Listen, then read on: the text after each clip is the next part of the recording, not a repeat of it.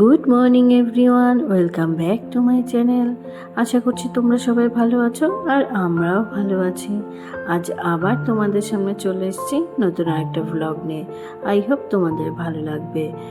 আর এখন ঘড়িতে বাজে সকাল 8টা। এখন থেকে তোমাদেরকে সাথে নিয়ে আমি আমার আজকে ব্লগটা এখান থেকে স্টার্ট করছি। বেশ কিছুদিন আগে তোমাদের সাথে এই কুমড়ো গাছগুলো শেয়ার করেছিলাম, তখন সবেমাত্র গাছগুলো উঠছিল। আর এখন দেখতেই পাচ্ছ গাছগুলো বেশ বড় হয়ে গেছে আর অনেকগুলো না ডগও বেরিয়েছে। তবে আমাদের না পেছনে খুব একটা জায়গা নেই, মানে উপরে গাছগুলো বাইতে চাইছিল, তো আমাদের তো সেরকম কোনো বাঁশ বা ওপরে বাইবার কোনো সুবিধা নেই, তাই না মা নিচের দিকেই ছড়িয়ে দিয়েছে। তবে এখন যেহেতু বর্ষাকাল, ভীষণ বৃষ্টি হচ্ছিল আর বৃষ্টিতে না ডগগুলো পচে যাচ্ছিল, তাই মা বললো যে কেটে নিই। তো মা না সকালবেলায় ডগগুলো কেটে নিয়ে এসছে, ডগগুলো কেটে রেখে দেবে, কালকে রান্না হবে। আর এদিকে আমি চলে এসেছি কিচেনে। টুবুর জন্য কিভাবে আমি খিচুড়ি বানাই চলো তোমাদের সাথে আজকে শেয়ার করা যাক। প্রথমে এখানে আমি গোবিন্দভোগ চাল আর মুগ ডাল সমপরিমাণ নিয়ে ধুয়ে নিয়েছি। দেন সামান্য তেল দিয়ে জিরে ফোড়ন দিয়ে দিয়েছি ভীষণ অল্প পরিমাণে আদা পেস্ট, হালকা করে ভেজে দিয়ে দিয়েছি একটা গোটা কাঁচা লঙ্কা। দেন আমি এখানে 2 রকমের সবজি দিয়েছি। বাচ্চাদের খিচুড়িতে না 2 রকমের সবজির বেশি না দেওয়াই ভালো, তাতে করে বাচ্চাদের হজমের সমস্যা হতে পারে। পরিমাণ মতো নুন, হলুদ আর জল দিয়ে 5-6টা সিটি দিয়ে নামানোর আগে দিয়ে দিয়েছি ভীষণ সামান্য পরিমাণে ঘি। তোমরা চাইলে বাটারও দিতে পারো। ব্যাস তৈরি টুবুর ব্রেকফাস্ট। কোথায় বাটারফ্লাই দেখতে পেয়েছো বাবা? তুমি বাটারফ্লাইটা কোথায় বাবা? বাটারফ্লাই নেই, চলে গেছে, চলে গেছে বাটারফ্লাই, চলে গেছে সোনা।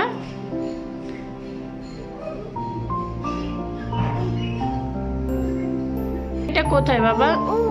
ওইটা কি? আমাদের টুবু বাবু রাতে একদমই ঘুম আসছিল না, তাই সারা রাত জেগে লেখাপড়া করেছে সে। কি করেছো পেন দিয়ে? হাত দেখাও, হাত হাত দেখাও বাবা। কই দেখি মা, দেখি। এ বাবা, পেনের দাগ, ওই হাতটা দেখি। এ বাবা, মুখেও পেনের দাগ। আজকে তোমার ফেভারিট খিচুড়ি হয়েছে, খাবে তো বাবা? এ বাবা, সারা গায়ে পায়ে তোমার পেনের দাগ। তুমি পড়াশুনো করেছো রাত্রিরে? হ্যাঁ, তুমি পেন দিয়ে লিখছো, ABCD লিখেছো, লিখে পড়াশুনো করেছো? হ্যাঁ, তুমি তো গুড বয়। সকালবেলা ঘুম থেকে উঠে নিচে আসার সময় টুবুকেও নিয়ে এসেছি, ওকে নিচে শুইয়ে দিয়েছি। ও ঘুমোতে ঘুমোতে সে ফাঁকে অনেকগুলো কাজ সেরে নিয়েছি। ওর জন্য ব্রেকফাস্ট তৈরি করে নিয়ে এসেছি। ঘুম থেকে উঠতে বাবুর একটু কষ্ট হয়েছে বটে, তবে ওই যে বাইরে নিয়ে বাটারফ্লাই দেখিয়ে অনেক রকম করে মুড চেঞ্জ করে ফ্রেশ করিয়ে দিয়ে খাওয়াতে বসেছি। আর ও না আজকাল ভীষণ পেন খাতা নিয়ে খেলতে বা দাগাতে ভীষণ পছন্দ করছে, আর আমিও এনকারেজ করছি, কারণ এভাবেই আস্তে আস্তে ওর আগ্রহ বাড়বে। ও না যখনই ABCD দেখে বি বি বলে আমাকে বোঝানোর চেষ্টা করে। এখন না ও শুধু বি আর সিটাই বলতে পারে। পেন খাতা দিয়ে এঙ্গেজ করে সেই ফাঁকে ওকে ব্রেকফাস্টটা খাইয়ে দিচ্ছিলাম। যদিও খিচুড়িটা ও পছন্দ করে, তবে সবসময় এক রকমের খিচুড়িও ওকে খাওয়াই না, চেঞ্জ করে খাওয়াই। আমি একটা শর্ট ভিডিওতে সাবুর খিচুড়ির রেসিপি শেয়ার করেছি, চাইলে তোমরা দেখে নিতে পারো। টুবুকে খাইয়ে আমরাও ব্রেকফাস্টটা সেরে নিচ্ছিলাম। ব্রেকফাস্ট সেরে আবারও চলে এসেছি রান্নাঘরে। পৃথিবীতে সব থেকে সুন্দর অনুভূতি হলো এই মা হওয়া, তাই না? এর থেকেও বেশি সুখের কিছু আছে বলে তো আমার মনে হয় না। 10 মাস কষ্ট সহ্য করার পর যখন সন্তানের মুখটা প্রথমবার দেখি, তখন সেই 10 মাসের কষ্টটা একেবারে কোথায় যেন উড়ে চলে যায়। তারই মধ্যেই কিন্তু এই সুখটাই ঈশ্বর অনেকের ভাগ্যেই লেখেন না। তো আমি তাদের উদ্দেশ্যে ঈশ্বরের কাছে প্রার্থনা করি যেন তাদের কোল জুড়ে খুব শীঘ্রই একটা ছোট্ট শিশুর জন্ম হয়।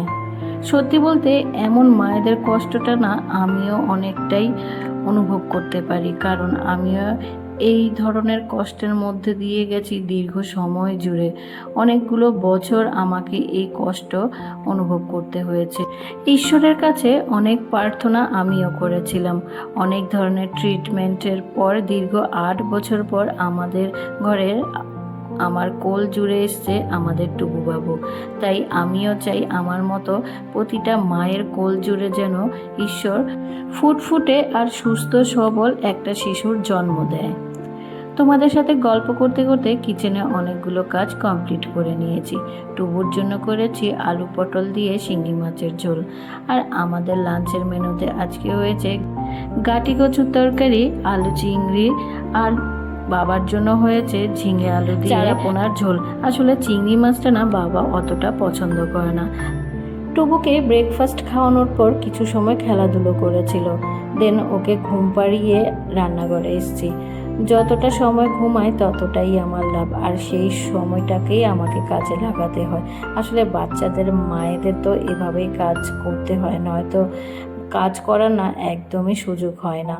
অনেক কাজ পড়ে থাকে, করতে ইচ্ছে হলেও করতে পারি না। এর মধ্যে রান্নাঘর ক্লিন করে চলে এসেছি আবারও ওপরের বেডরুমে। এখন আর সকালবেলা ঘুম থেকে ওঠার পর বাসি বিছানাটা একদমই তুলতে পারি না, কারণ ওই যে টুবুকে নিয়ে নিচে চলে যেতে হয় আর তখন এঙ্গেজ হয়ে পড়ি। আর এই টাইমে বেলার দিকে এসেই আমাকে বাসি বিছানা তুলে ঘর পরিষ্কার করতে হয়। আর এই যে সকাল থেকে কাজে লেগে পড়ি, আর শত ব্যস্ততার মধ্যে একটু একটু ভিডিও করি, আর সেটাই তোমাদের মাঝে শেয়ার করি। জানি না আমার ভিডিওগুলো তোমাদের কেমন লাগে। আমার ভিডিওগুলো যদি তোমাদের ভালো লাগে তাহলে চাইলে আমার চ্যানেলটা সাবস্ক্রাইব করে আমার পাশে বন্ধু হয়ে থাকতে পারো। যারা যারা অলরেডি আমার চ্যানেলটা সাবস্ক্রাইব করে রেখেছো, আমার ভিডিও দেখছো, আমার ভিডিওতে লাইক করছো, কমেন্ট করছো, তাদেরকে অসংখ্য ধন্যবাদ। কারণ তোমরা তোমাদের জীবনের মূল্যবান সময় আমাকে দিচ্ছ, আমার সাথে শেয়ার করছো, আমার সাথে কমেন্টে কথা বলছো, আর আমিও চেষ্টা করছি তোমাদের প্রশ্ন অনুযায়ী তোমাদের উত্তরগুলো দেওয়ার। জানি না কতটা পারছি। আর এই তো তোমাদের সাথে গল্প করতে করতে বেডরুম ক্লিন করে টুবুকে লাঞ্চ খাইয়ে আমিও চান সেরে লাঞ্চটা সেরে নিয়েছিলাম।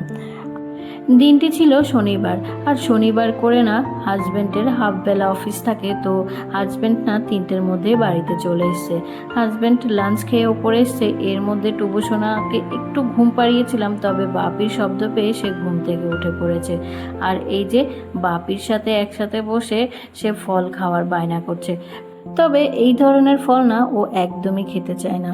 ওকে ওই জোর করে একটু ফ্রুট জুসটাই খাওয়াই, আর মাঝে মধ্যে কলাটা দেই, সেটাও খেতে চায় না। আর ও না শশাটা একটু একটু কামড়ে কামড়ে খেতে চায়। তো ওর হাতে একটুখানি শশা দিয়ে দিয়েছি, আর এই যে গল্প করতে করতে আমরাও ফল খেয়ে নিচ্ছিলাম। আসলে সপ্তাহের অন্য দিনগুলোতে হাজব্যান্ড তো বাড়িতে থাকে না, তাই ফলটাও খুব একটা খেতে চায় না। তাই শনিবার আর রোববার করে হাজব্যান্ডকে ফলটা দিই সব ধরনের। বন্ধুরা, এখন আবার দেখা হচ্ছে তোমাদের সাথে সেই বিকেলবেলা। বাপিকে যেই কাছে পেয়েছে, বাপি আর মাম্মামের সাথে খুনসুটি করে সারাটা বিকেল কাটিয়েছিল টুবু বাবু। টুবুর সাথে সময় কাটিয়ে সন্ধে দিয়ে ওকে বিকেলবেলা টিফিন খাইয়ে আমরাও টিফিনটা সেরে নিয়েছিলাম। কিছুদিন আগে শাশুড়ি মা আর শ্বশুর বাবা গেছিলেন ননদের বাড়ি, সেই ভিডিওটা তোমাদের সাথে শেয়ার করেছিলাম। তবে ননদের বাড়ি থেকে ফেরার পরে যে ভিডিও ক্লিপটা, সেটা আর শেয়ার করা হয়নি, কারণ ভিডিওটা না অনেকটা বড় হয়ে যেত। তাই আজকে তোমাদের সাথে শেয়ার করে দিচ্ছি। ননদের বিয়ের পর প্রথমবার আমার শাশুড়ি মা গেছিলেন ননদের বাড়ি। তো ওদের বাড়িতে নাকি, মানে ননদের শ্বশুর বাড়িতে নাকি এই রীতি আছে, প্রথমবার গেলে জামা কাপড় দিতে হয়। শাশুড়ি মা আর শ্বশুর বাবাকে তো দিয়েছেন, আবার আমাদের জন্যও পাঠিয়ে দিয়েছে, তাই তোমাদের সাথেও শেয়ার করে দিচ্ছি। আর এই যে আলতা, সিঁদুর, টিপ, আর ওদের রীতি আছে হলুদ দিতে হয়, সেই হলুদের প্যাকেটও পাঠিয়ে দিয়েছেন। আসলে প্রত্যেকটা ফ্যামিলিতে দেখবে এক এক রকমের রীতি নেওয়াজ, এক এক রকমের নিয়ম থাকে। আর আমার মনে হয় যে যে বাড়িতে যাবে সেই বাড়িরই নিয়ম বা রীতি মেনে চলা উচিত।